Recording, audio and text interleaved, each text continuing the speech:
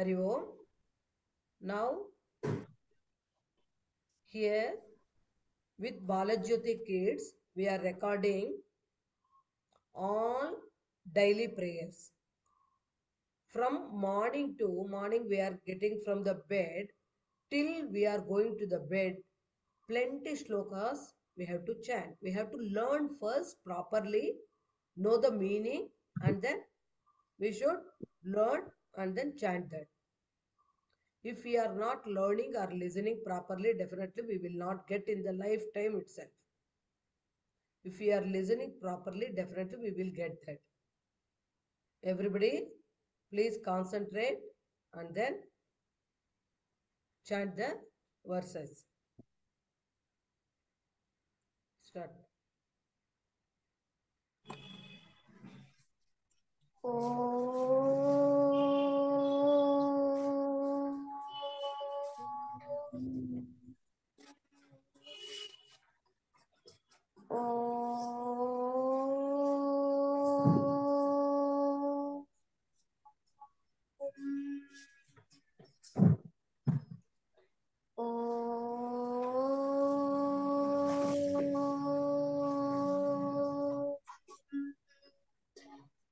ओम सहनाववतु सहनौ भुनक्तु सह वीर्यं करवावहै तेजस्विनावधीतमस्तु मा विद्विषावहै ओम शांति शांति शांति हरि ओम श्री गुरुभ्यो नमः हरि ओम तत्सत् गणेश शरणं गणेश गणेश शरणं गणेश गणेश शरणं गणेश गणेश शरणं गणेश गणेश शरणं गणेश गणेश शरणं गणेश गणेश शरणं गणेश गणेश शरणं गणेश गणेश शरणं गणेश गणेश शरणं गणेश शरणं गणेश ज्ञानानन्दमयं देवं निर्मलस्फटिकाकृतिम् आधारं सर्वविद्यानां हयग्रीवमुपास्महे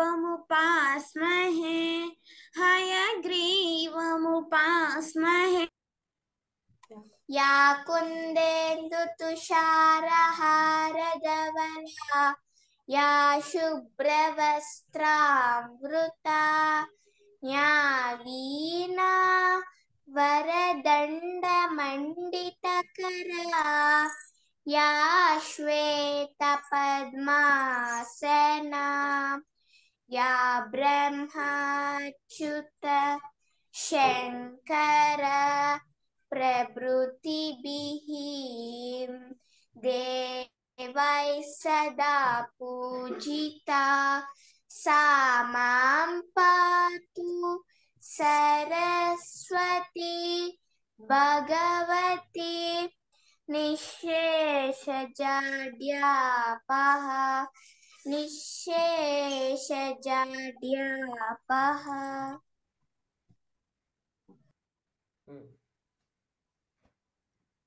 Now, morning we are getting up.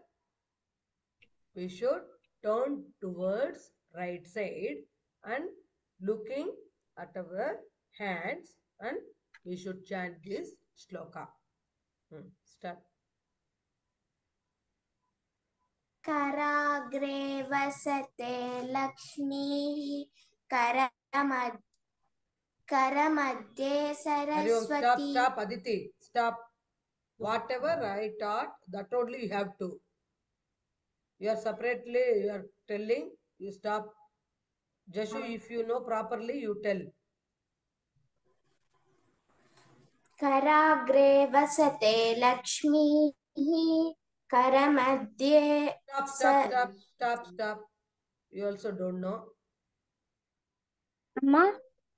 कराग्रे वसते Lakshmi करमूले Saraswati करमध्ये तु गोविन्दः प्रभाते करदर्शनम्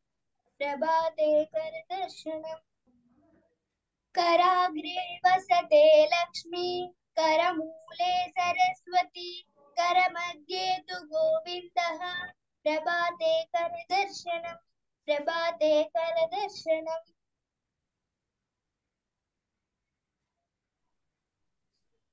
Now, after getting up from the bed, we have to put our step on the earth.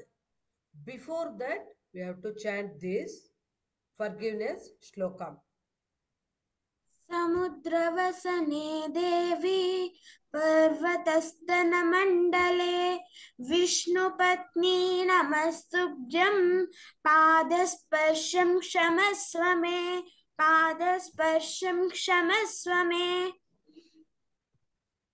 Next, we are going to take bath. While bathing, we have to chant this. Gange च यमुने चैव गोदावरी सरस्वती नर्मदे सिन्धु कावेरी जलेऽस्मिन् सन्निधिं कुरु गोविन्देति सदा स्नानं गोविन्देति सदा जपम् गोविन्देति सदा ध्यानं सदा गोविन्दकीर्तनं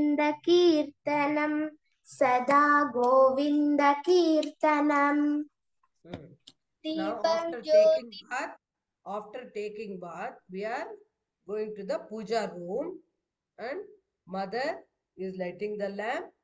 We are going to utter this verse. Listen. दीपं ज्योति परब्रह्मं दीपेन परायणे दीपेन हरते पापं प्रातर्दीपे नमोस्तुते One more also is there. That is also listen. शुभं करोति कल्याणम् आरोग्यं धनसम्पदः शत्रुबुद्धिविनाशाय दीपज्योति नमोस्तुते After this, we should read little bit. We should study whatever in the school that day, whatever happened, everything we have to revise once, and then we should move to the school. Now, before studies. Saraswati नमस्तुभ्यं वरदे कामरूपिणी विद्यारम्भं करिष्यामि सिद्धिर्भवतु मे सदा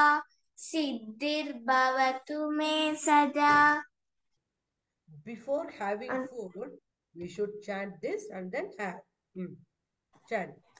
अन्नपूर्णे सदा पूर्णे शंकर प्राणवल्लभे ज्ञानवैराग्यसिद्ध्यर्थं भिक्षां देहि च Parvati This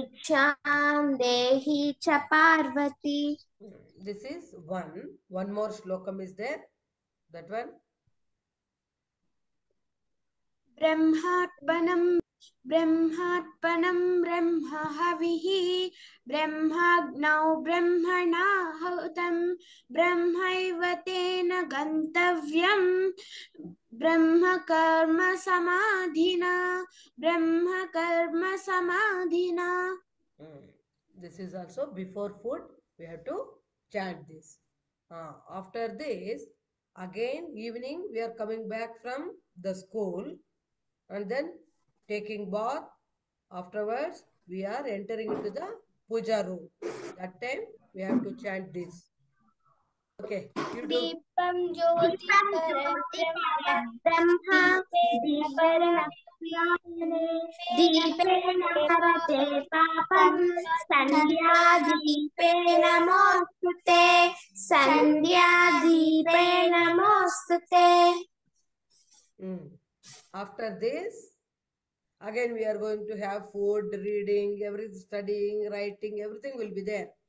But main thing, before going to the bed, from the morning, after getting up, what are all mistakes we did? We have to ask forgiveness with God. Every day, knowingly, unknowingly, we are doing so many mistakes. We should ask forgiveness. That slokam, we have to sit on the bed, sit, not sleeping. Sit on the bed and then we should chant this. करचरणकृतं वाखायजं कर्मजं वा श्रवणनयनजं वा मानसं वा पराधं विहितमविहितं वा सर्वमेतत्क्षमस्व. जय जय करुणाब्धे महादेव शम्भो. जय हर हर करुणाब्धे श्री महादेव शम्भो. करचरणकृतं वाक्कायजं कर्मजं वा श्रवणनयनजं वा मानसं वा पराधं विहितमविहितं वा सर्वमेतत् क्षमस्व. जय जय करुणाब्धे श्री महादेव शम्भो. हर हर करुणाब्धे श्री महादेव शम्भो. This is the tune. You people also forgotten. Go to YouTube, listen to it and learn properly. Before sleeping, now we have chanted forgiveness slokam. Before going to the bed, we have sit on the bed. Before sleeping only we have to tell this. Now laying down on the bed, before sleeping we have to tell. For what purpose? Avoiding bad dreams. Sincerely, every day these 5 shlokas you are chanting means definitely you will not get any bad dreams. You will get nice sleep. Good sleep you will get. Okay? That's why everybody, all elders also, elders maybe know this, may not be knowing this also. Elders also should learn this. Please, this learning aid, everybody learn this. Here, Mata Vishruti Varenyam, one channel is there. And then Mata Vishruti Shiksha, 2 channels are there. In 2 channels, both channels, you will get plenty videos. Around 600 videos are there. In that, you just in both channels, after subscribing this, you just click playlist. In that playlist, Bala Jyoti will be there. In that Bala Jyoti only, in one channel, 25 videos are there. Other channel, 50 videos are there for time being. Daily we will uploading. Now around 75 are there in both channels. This video, today's video also, again uploading in the Shiksha channel. Please everybody go through both channels and then look at all the videos, learn. Plenty are there. Not रामस्कन्दं हनुमन्तं वैनतेयं मृकोदरं शयने स्मरे नित्यं दुःस्वप्नं तस्य विनश्यति Second one, Ramaya Ramabhadraya. रामाय रामभद्राय रामचन्द्राय वेदसे रघुनाथाय नाथाय सीतायाः पतये नमः Now Shri Rama Rama. Shriram Ram रामेति रमे रामे मनोरमे सहस्रनाम तत्तुल्यं रामनाम वरानने Now Buddhir Balam. बुद्धिर्बलं यशोधैर्यं निर्भयत्वम् अरोगता अजाड्यं वाक्पटुत्वं च हनुमत्स्मरणात् भवेत् Now यत्र यत्र रघुनाथकीर्तनं तत्र तत्र कृतमस्तकाञ्जलिं बाष्पवारि परिपूर्णलोचनं मारुतिं नमत राक्षसान्तकम् Hari Om. Now we are uploading all these in the YouTube in one stretch. Please, everybody, look into this, and then all elders also and children also, please learn all these verses from morning when you are getting up. Now onwards, here also children, here also children, so many children, you have forgotten. Now onwards, you should not leave gap single day. Every day you have to chant, it will not forget. Okay? This is specially, we are not sitting and chanting. We are getting up, that time we are turning to the right and then chanting this. Easy na? Then we are putting step. You need not to take the book and read. Once it comes means that action, during that action we are chanting. While taking bath we are chanting. And lighting the lamp in puja room. Before having food we are starting. And then before studies.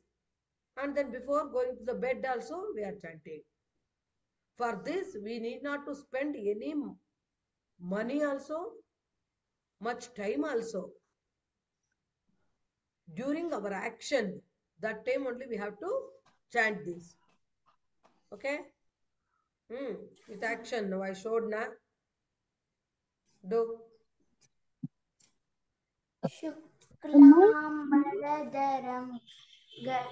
शुक्लांबरधरं विष्णुं शशिवर्णं चतुर्भुजं प्रसन्नवदनं ध्याये